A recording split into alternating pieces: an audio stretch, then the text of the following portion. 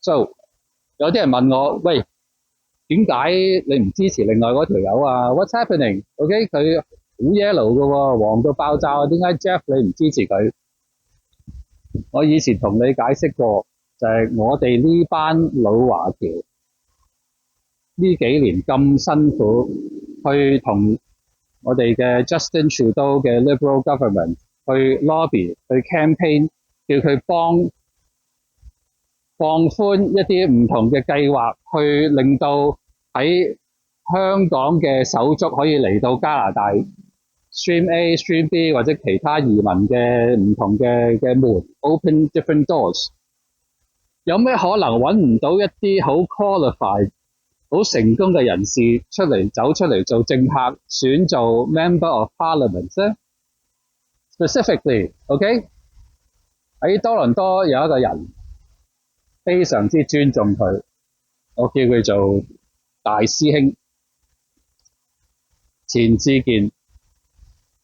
Why did you not come out？ 點解你錢志健冇出嚟競選呢 ？OK， 我真係好想揸住你條校呔，拉你上馬騮山，然後一腳踢落你嘅春袋度。OK， 然後問你錢志健點解你唔出嚟選啊？係咪掛住溝女唔讀書？OK。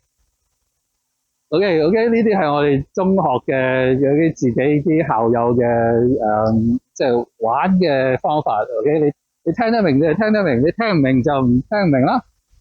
錢志健點解你唔出嚟選？你呢條友出嚟選，激死我！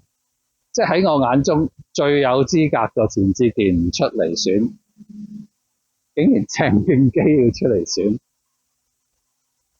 ，and that's the reason。